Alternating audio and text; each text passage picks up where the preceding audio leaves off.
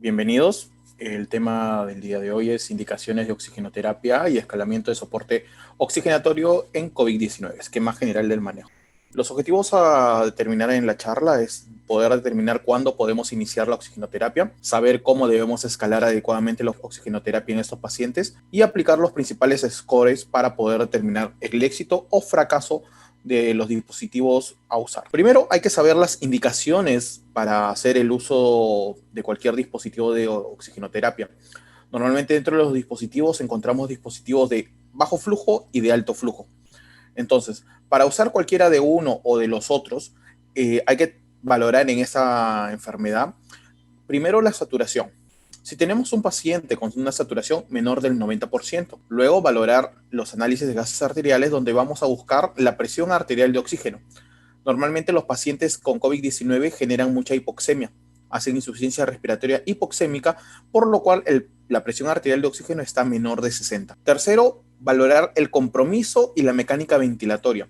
En este caso, la frecuencia respiratoria está aumentada, lo que nosotros conocemos como taquipnia. Y cuarto, si el paciente llega con alteración de la conciencia, en este caso, alteración del nivel de Glasgow. Entonces, si tenemos la persona con saturación menor del 92%, inmediatamente iniciar oxigenoterapia y lo indicado es lo que vamos a ver subsecuentemente. Como definición, la oxigenoterapia es el aporte artificial de oxígeno, obviamente de manera inspirada, por cualquier tipo de dispositivo que tengamos, sea de alto o de bajo flujo. ¿Por qué aplicamos o por qué administramos oxígeno? Principalmente es para mejorar la oxigenación tisular. ¿Qué significa? Que el transporte o el ingreso de oxígeno al glóbulo rojo, ese sea llevado y sea transportado y administrado a la célula. Con esto evitamos la hipoxia tisular, por lo cual mejoraríamos la oxigenación de nuestra célula. ¿Cómo lo llegamos a conseguir? Principalmente cuando la presión parcial de oxígeno, que lo vemos en el gas arterial, supera los 60 milímetros de mercurio. Recordar que siempre la hipoxemia está por debajo de 60. En este gráfico, normalmente lo que les mencionaba de la hemoglobina, hay una disociación que nosotros conocemos como curva de disociación de hemoglobina. Si vemos en la línea horizontal, obviamente vemos la presión arterial de oxígeno en milímetros de mercurio, y en la línea vertical vemos la saturación de oxígeno.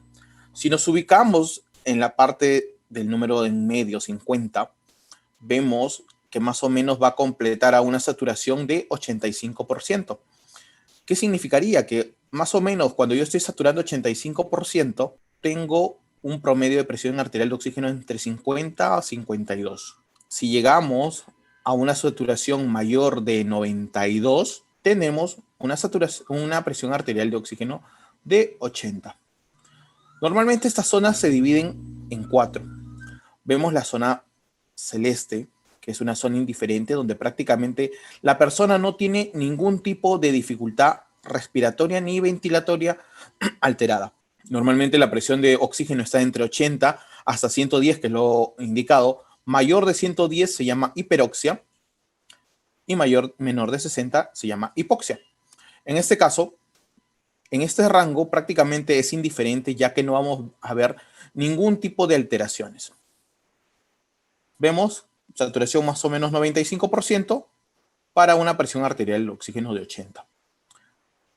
La siguiente zona en amarillo es la zona de compensación completa, donde encontramos una saturación entre 85 y 92% aproximadamente, donde vemos ya rangos de hipoxia menores de 60.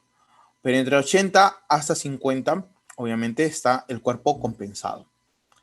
Menor a esta cantidad, la saturación cae brusca y muy drásticamente. Si se dan desde 85, puede llegar hasta 50, donde el paciente o la persona tiene una presión arterial de oxígeno mucho por debajo de 50, llegando hasta valores casi no compatibles con la vida. Y último, la zona crítica, que normalmente encontramos presiones arteriales de oxígeno menores de 30 con saturaciones menores de 50, en los cuales vemos en los pacientes críticos por COVID. Dentro de los dispositivos se dividen en dos grandes grupos: los dispositivos de alto flujo y los dispositivos de bajo flujo.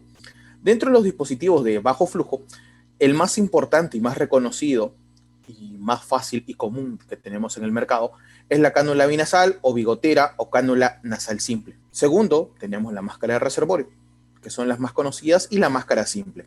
Son las tres que principalmente encontramos dentro de nuestro mercado peruano. Los de alto flujo, encontramos los sistemas de alto flujo, las máscaras Venturi y los sistemas de ventilación no invasiva. Empecemos con la cánula binasal.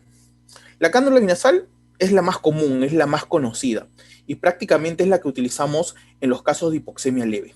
Son las que inmediatamente el paciente llega saturando a 92%. A este paciente, sin mucha alteración de la mecánica ventilatoria, iniciaremos una cánula binasal. ¿Por qué indicamos una cánula binasal a estos pacientes? Porque la mayoría de estos pacientes no requieren una gran cantidad de oxígeno y normalmente el requerimiento que tienen es de 1 a 6 litros. Para lo cual, cada uno de ellos tiene indicaciones en base al número de litros, un porcentaje que se llama FiO2 o fracción inspirada de oxígeno. Para un litro corresponde un porcentaje de 24 o de 0.24, para 2, 0.28, para 3, ahí hay un error, disculpen, 0.32, para 4 litros 0.36, para 5 litros 0.40 y para 6 litros 0.44. Algunas literaturas van a encontrar que solamente la cánula binasal se puede indicar hasta 5 litros. Otras literaturas indican que se puede dar como máximo hasta 6 litros.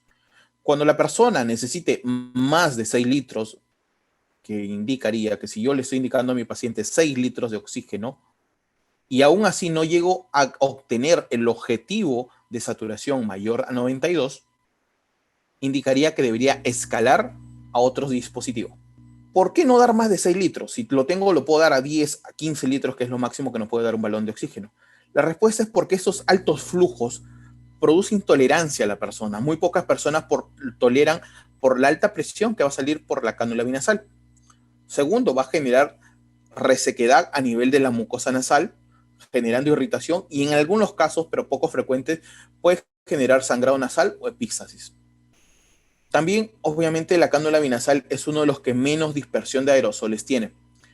Por eso que los dispositivos de alto flujo no se usaban de inicio por este problema, que habían mayor dispersión de aerosoles. Y normalmente el contagio en las áreas hospitalarias era la inhalación de los aerosoles. Entonces, la dispersión de los aerosoles va a depender, obviamente, de la cantidad de litros por minuto que tengamos. Normalmente a 1 litro la dispersión es menos de 15 centímetros. Y obviamente la de 6 litros llega con la justa hasta 50 centímetros, en algunas literaturas hasta máximo 80 centímetros de alrededor. Entonces, concluyendo en la cánula binasal, usado en pacientes que saturan menos de 92%, que no tengan mucha alteración de la mecánica ventilatoria, que no tengan alteración de la conciencia, podríamos usar una cánula binasal y que solamente requieran de 1 a 6 litros por minuto. Si requieren mayor de 6 litros, pasaríamos al siguiente dispositivo, que sería la máscara de reservorio. La máscara de reservorio es claramente utilizada para pacientes que necesiten más de 6 litros de oxígeno como tal. Como indica, es el siguiente paso a si fracasara la cánula binasal. En estos casos, los pacientes tienen que ser netamente monitoreados para evitar el fracaso como tal y el siguiente paso tal vez llegar a una intubación endotraqueal. En estos casos, los pacientes que son utilizados son los pacientes que tienen saturación menor de 92%, que tienen una mecánica ventilatoria alterada con una frecuencia respiratoria más de 24 por minuto.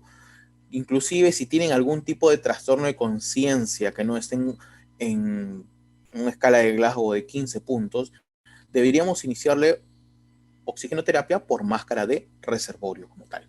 El siguiente punto, la máscara simple, que es casi similar a la cánula binasal, son los principales a nivel de los sistemas de bajo flujo. Los de alto flujo, el más conocido y más práctico de usar, es la máscara Venturi o la máscara de sistema Venturi. Cuando empezó el tema de la pandemia del COVID-19, prácticamente esta máscara fue vetada, incluso hasta no la indicaban por lo mencionado anteriormente, que la dispersión de aerosoles era mucho mayor con este tipo de máscaras. Obviamente por el alto flujo que presenta y por la gran dispersión de aerosoles a mayor distancia del operador. Entonces, por lo cual, no lo colocaron. Y empezamos a utilizar un sistema de cánula de alto flujo, que prácticamente ha sido una de nuestras más principales ayudas. La cánula de alto flujo tiene características muy peculiares, muy indicadas. Tanto la cánula binasal como la máscara de reservorio mayormente son indicados para pacientes con hipoxemia leve o incluso hipoxemia moderada. Mientras que para la cánula de alto flujo son indicados para pacientes que tienen disnea severa, que ya tengan una falla respiratoria severa, de moderada a severa, con un grado de hipoxemia aguda y que tengan tal vez algún tipo de indicación ya de intubación endotraqueal. Por lo cual el uso de esta cánula de alto flujo puede prevenir el proceso de una intubación endotraqueal. Por lo cual es ideal en estas personas o en los lugares donde no tengamos ventiladores mecánicos disponibles para poder utilizar en esos pacientes. Nos puede dar tiempo hasta poder conseguir un ventilador mecánico, ya que la escasez en nuestra realidad es más que sabida. Podemos darle esa chance de tiempo para poder ingresar a una ventilación mecánica invasiva. Y obviamente también es utilizado después de haber fracasado todos los métodos de oxígeno aplicados. Fracasamos con cánula binasal, fracasamos con máscara de reservorio, fracasamos con otros tipos de dispositivos. Entonces el siguiente paso es una cánula de alto flujo. Como lo había mencionado, puede retrasar incluso hasta prevenir la necesidad de intubación orotraqueal, ya que por el sistema de alto flujo que tiene ya prácticamente hasta 60 litros por minuto, puede mejorar la presión arterial de oxígeno, mejorando la hipoxemia tisular y la hipoxemia a nivel sistémico. Y obviamente esto evitaría que el paciente llegue a una intubación mecánica. El siguiente paso sería usar una ventilación mecánica no invasiva, que es simplemente colocar una máscara conectada a un ventilador mecánico. ¿Por qué motivo está por encima? Una es por el riesgo de aerolización. Según literatura que la vamos a ver más adelante, el riesgo de aerolización es mucho menor con la cánula de alto flujo que en comparación con la ventilación mecánica invasiva. También tiene efecto profiláctico, posteriormente la neumonía asociada a la ventilación mecánica. Nos puede ayudar inclusivemente en pacientes que han estado en una ventilación mecánica en una unidad de cuidados intensivos y posteriormente son destetados del ventilador mecánico. Puede ser el siguiente paso. Llegamos a una ventilación mecánica y desescalando, el primer paso sería usar una cánula de alto flujo. Nos puede evitar incluso a los pacientes llegar a falla multiorgánica, a evitar a pacientes con retención de CO2, lo que es hipercapnia, y obviamente no deberíamos usarlo también en esos pacientes. Si el paciente ya tiene falla multiorgánica, no debería indicarse como tal y solamente sería ventilación mecánica invasiva. Pacientes en shock con alta dosis de medicamentos de vasoactivos tampoco debería estar indicado la cánula de alto flujo. Entonces, como lo habías mencionado, esta cánula de alto flujo tiene tanto indicaciones como contraindicaciones. Principalmente las contraindicaciones es todo paciente que tenga falla respiratoria hipercápnica.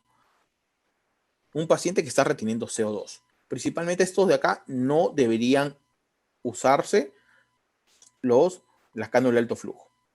¿En quién sí deberíamos utilizarlo? Los pacientes que tienen hipoxemia severa, sin hipercapnia y obviamente que ya estén utilizando un dispositivo con un FiO2 mayor de 40%. Podríamos usarlo muy precozmente en pacientes que tengan insuficiencia respiratoria hipoxémica leve o incluso moderada. Las severas como tal solamente sería para alargar el tiempo antes de llegar a una ventilación mecánica. En este caso también la necesidad progresiva de mayor cantidad de oxígeno podemos utilizarla. Y como le había mencionado, la profilaxis post-extubación. Entonces, cuando nosotros sabemos que lo que estamos haciendo o con nuestra cánula de alto flujo es correcto, para lo cual varias sociedades, incluso la Organización Mundial de la Salud, propuso varios parámetros. La Sociedad de Medicina Intensiva, incluso la de Emergencia, propusieron y aprobaron estos parámetros que se van a mencionar. Los parámetros de tener una muy buena respuesta es principalmente que disminuya la taquignia, lo que es una frecuencia respiratoria por debajo de 28 a 30 por minuto. Si logramos esto, significa que hay muy buena respuesta. Que por lo menos reduzcamos la concentración de FiO2 que estemos necesitando. Si iniciamos con 100% y mi paciente a las horas ya llegó a 90 y subsecuentemente va bajando 10 puntos en el FIO2, significa que hay muy buena respuesta y adaptación al dispositivo. Que la frecuencia cardíaca, en este caso la mayoría de pacientes por la gran disnea que tienen, están taquicárdicos, y con el aporte de oxígeno alto flujo disminuye esa taquicardia. Mencionan que esta taquicardia disminuye en un 20%. Disminución de los signos de apremio respiratorio también, que los pacientes que estén con aleteo nasal, con taquignia, con prácticamente tirajes, esto de acá también haya disminuido. Y que obviamente el índice ROX, que lo vamos a mencionar más adelante, sea mayor o igual a 2.85 a las 2 horas de haber iniciado la cánula de alto flujo. Y el score de Cabrini sea menor a 5 puntos. Entonces, teniendo estos parámetros, buena respuesta, podemos de una u otra manera decir que nuestra cánula de alto flujo es adecuada. Es principalmente lo indicado. Pero así como tenemos parámetros de buena respuesta, tenemos parámetros en los cuales prácticamente vamos a ver que nuestra cánula de alto flujo no nos está llevando a ningún lado, que la hipoxemia es mucho mayor, el fracaso del paciente es muy evidente y que tengamos que pasar a una ventilación mecánica. Entonces, esos son los parámetros. Obviamente que la taquicardia persista, que la frecuencia respiratoria en vez de disminuir, aumente o se mantenga inclusivemente.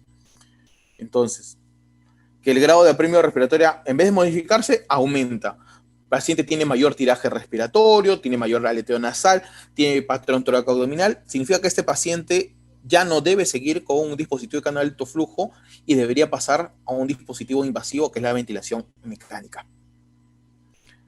Que obviamente la persistencia de hipoxemia sea evidente mediante la medición de los gases arteriales, a pesar de usar una fracción de inspirada de oxígeno mayor al 50% o de 0.5. Que se evidencie prácticamente ya signos de hipercapnia, que es obviamente la retención de CO2. Que el deterioro gasométrico a nivel hipoxémico sea más que evidente. Y obviamente el score de Cabrini, que lo vamos a mencionar más adelante, es mayor a 5 puntos. Entonces, si tenemos esos parámetros o medimos al momento de usar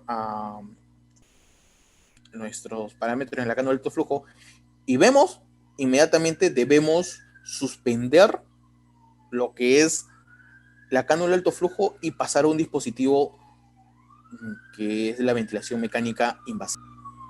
Este protocolo de la cánula de alto flujo lo agregué porque es muy interesante.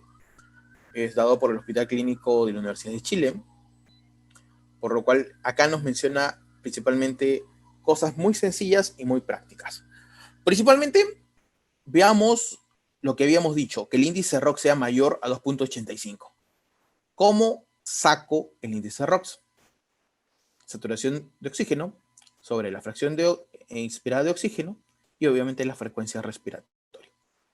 La relación que obtengamos de esta división tendría que ser mayor a 2.85 para nosotros decir que nuestro uso de cánula de alto flujo es adecuada. Entonces, y posteriormente los scores de estrés respiratorio de Cabrini, frecuencia respiratoria, retracción de músculos, la amplitud respiratoria y el estado general del paciente. Si tenemos una frecuencia respiratoria menor de 20, si no hay retracción, si la amplitud es normal y si el paciente muestra tranquilidad o está relajado, totalmente 0 puntos. 1 punto si tiene 20 a 30 de frecuencia respiratoria. Si hay retracción, por lo menos, aunque sea subcostal, que la amplitud respiratoria sea más que evidente leve y que el paciente se siente incómodo o agitado. Le damos 1 punto.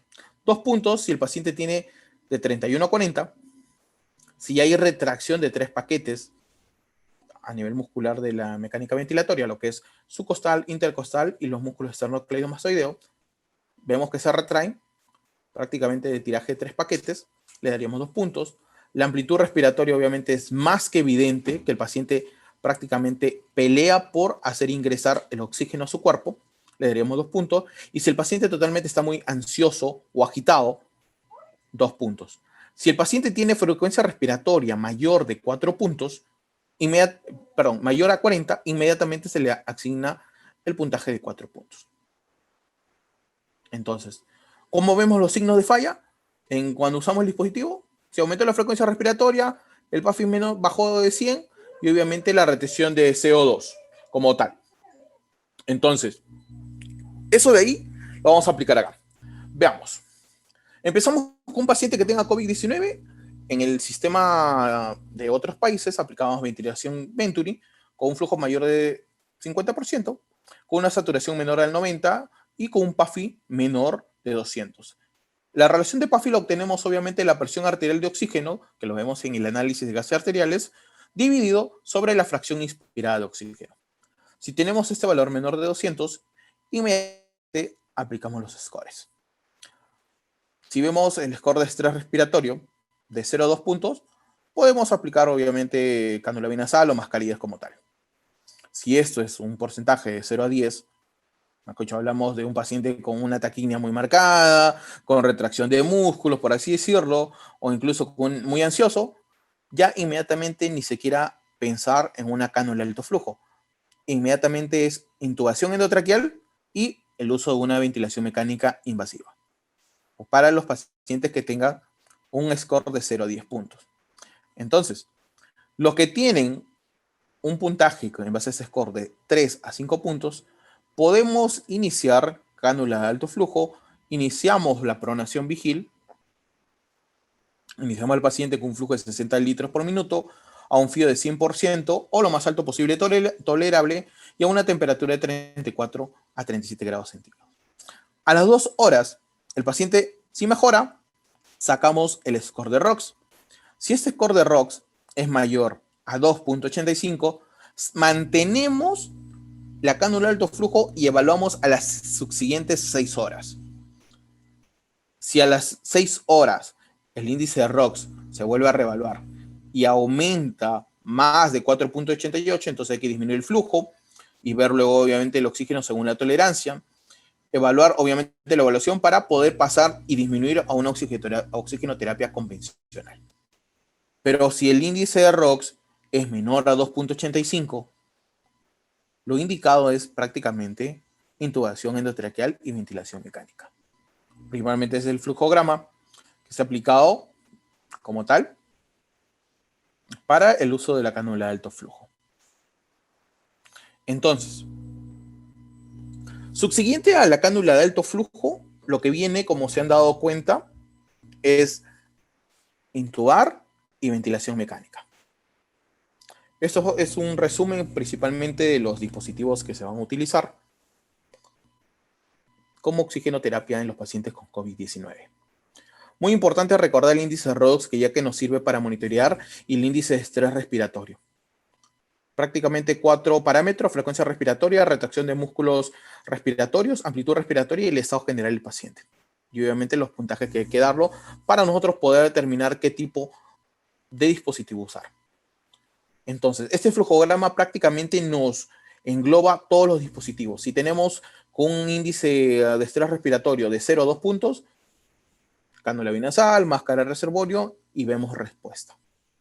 Nuestro objetivo en este caso es llegar a una saturación mayor a 92%. Si obviamente tenemos de 3 a 5, una cánula nasal de alto flujo a 60 litros por minuto, al FIO máximo que tolera el paciente, lo ideal es 100%, y obviamente a una temperatura de 34 grados a 37.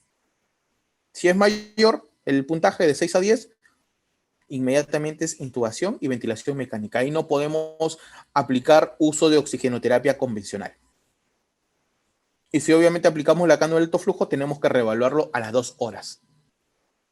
Obviamente hay que tener una gasometría, hay que aplicar nuevamente nuestro índice de ROX, ¿ok? Y reevaluarlo para ver si el índice es mayor de 2.85. Acuérdense de ese valor, 2.85. Si es mayor o igual, mantenemos y lo reevaluamos a las 6 horas. Si el índice es menor, No insistamos y procedamos a una ventilación mecánica invasiva. Entonces, sabiendo eso, y como lo había mencionado previamente, normalmente el COVID-19 es transmisión por aerosoles. Acá el truco es aerosoles principalmente. La diseminación, el esparcimiento y el contagio es netamente por aerosoles. Entonces, el uso de oxígeno y de dispositivos de oxígeno lastimosamente producen aerosoles. Y para lo cual hay este estudio que justamente fue iniciado el año pasado, en el 2020, en hospitales de Estados Unidos, donde cual indican o hacen el estudio de posteriormente cuánta distancia de dispersión tenemos de aerosoles al momento que uno exhala con los diferentes dispositivos usados. Y obviamente el flujo que damos con una cánula alto flujo prácticamente es 60 litros por minuto. Tenemos 30 y 10, la máscara simple es de 15 a 10, las máscaras de reservorio 10 a 15, las máscaras Venturi al 40 tienen un flujo de 6 litros por minuto, igual Venturi al 35. Normalmente, si se dan cuenta, no colocan la cánula binasal, ¿ok? La podríamos, principalmente, que es la que menos aerolización produce. Y lo que catalogaron es que, si ven este lado de acá, la dispersión o la distancia de la dispersión en centímetros, vemos que la cánula de alto flujo a 60 litros producía una distancia de aerolización de 17.2 más menos 3.3, o sea, un aproximadamente entre 14 a 20 centímetros de distancia. A 30 litros por minuto, de 13, 1 más 1.1, o sea, entre 12 y 14 centímetros de distancia. Los que usaban a bajo flujo prácticamente, o bajo flujo en sí a 10 litros por minuto en la cánula de alto flujo, la distancia era menor, prácticamente 6.5 centímetros más o menos 1.5. Entonces, es prácticamente solo la dispersión de aerolización a nivel de la cabeza, más no hacia extremidades u otras áreas. Veamos la máscara Venturi, por la cual prácticamente en nuestro sistema peruano no lo utilizábamos mucho. Si se dan cuenta, mire, solamente a 40% prácticamente duplicaba a la cánula alto flujo en su máximo porcentaje en litros por minuto. 39.7 más 1 más menos 1.6. O sea, estamos hablando de entre 38 y 41 centímetros de dispersión de aerosoles, por lo cual se catalogó que si usábamos este tipo de dispositivos, el riesgo de contagio en el personal de salud por dispersión de aerosoles era mucho más alto y mucho más probable. Pero no indica que el resto de dispositivos no hagan dispersión de aerosoles. Claro que sí. Por lo cual, prácticamente a todos los pacientes que utilizaban un dispositivo, la sugerencia por la OMS era colocar una mascarilla simple, como lo ven acá en la imagen, sobre el dispositivo para limitar en parte la dispersión de aerosoles y así evitar contagios posteriores en el personal. Entonces, como ya concluyendo, si tenemos a los pacientes con una gran dificultad respiratoria o que llegan a los hospitales con una saturación de oxígeno menor al 92% y sacamos la relación de PAFI, vamos a dividirlo prácticamente en tres grupos: leves, moderados y severos. Los leves con un PAFI menor de 300, los moderados con un PAFI menor de 200 y los severos obviamente con un PAFI menor de 100. Y vamos a poner un punto intermedio que es el PAFI menor o igual a 150. Lo vamos a mencionar en un momento. Dentro del dispositivo o del grupo de leves, vamos a tener la posibilidad de usar solamente los dispositivos mencionados: la máscara simple, la máscara de reservorio con o sin reinhalación y la cánula binasal. Entonces, para nosotros poder determinar qué dispositivo vamos a usar, claramente todas las literaturas indican que el gold estándar va a ser el PAFI. Obviamente en conjugación con los demás mecanismos ventilatorios y la evaluación clínica. Entonces, en este tipo de pacientes Se utiliza oxigenoterapia convencional, cánula nasal, máscara simple, el sistema Venturi, obviamente con el mayor riesgo de aerolizaciones, y la máscara de reservorio. En los pacientes que tengan una insuficiencia respiratoria con PAFI menor de 200, lo ideal es utilizar una cánula de alto flujo. Obviamente el riesgo es la aerolización también, pero nos va a ayudar a retardar la intubación y nos va a dar tiempo, incluso nos puede llegar hasta evitar la intubación. Pero también dentro de ese grupo está el BNI, que como lo mencioné adelante, la cánula de alto flujo está muy por encima de esta por la aerolización principalmente. Como lo ven en la gráfica, el riesgo es mayor aerolización, sea el CPAP o BiPAP. Me imagino que muchos habremos visto el casco Henle, que en Italia fue prácticamente uno de sus salvadores, ya que la ventilación mecánica fue escasa en casi todos los países. Pero si llegamos a este corte de un PAFI 150, podemos ya llegar a optar a una opción precoz de una ventilación mecánica. Obviamente con la protección pulmonar, que son los parámetros indicados acá en la guía, que posteriormente lo van a tratar más adelante. Esta gráfica, claramente, y Homero se hace la pregunta como tal, netamente a 150, yo estrictamente voy a irme a una ventilación mecánica. Lo indicado es PAFIs menores de 100. Pero ¿qué hemos visto ante la evidencia? Que pacientes con PAFI menor de 150 podemos hacer una intubación precoz para evitar mayor daño pulmonar como tal. Y obviamente la ventilación con los parámetros de protección pulmonar. Así podemos darle una chance de mejor sobrevida al paciente. Entonces, ese es el escalamiento del soporte ventilatorio y oxigenatorio en pacientes con insuficiencia respiratoria. Leves, PAFI menor de 300, moderado, PAFI menor de 200 y obviamente los severos, PAFI menor de 100. Siempre teniendo en cuenta los PAFI menores de 150 con la opción o posibilidad de hacer una intubación endotraqueal y ventilación mecánica precoz. Como resumen, y englobando todo, nuestra meta principal, esta literatura coge 90% hasta 96%. Lo ideal sería de 92 hasta 96%. Mayor a 92 hasta 96% sería lo ideal. Tampoco hay que llegar a la hiperoxia.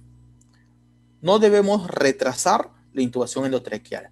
Entonces, si aplicamos scores y vemos que el paciente debe ir a una intubación endotraqueal, es en vano aplicar otros dispositivos porque el resultado va a ser el mismo y lo único que vamos a generar es mayor mortalidad.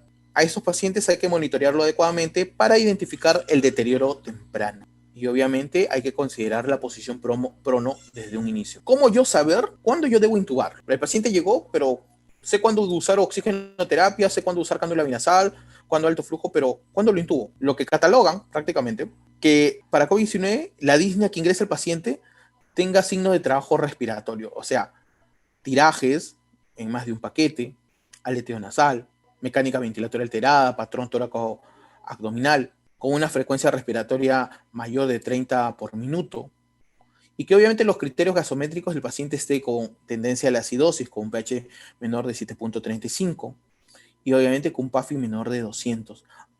Ya ahí yo lo empiezo a considerar. Doctor, pero me ha dicho 150.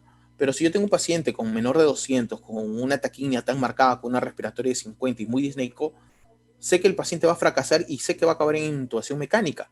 Entonces, ¿por qué alargar el tiempo? Entonces, yo lo que plantea es esos parámetros.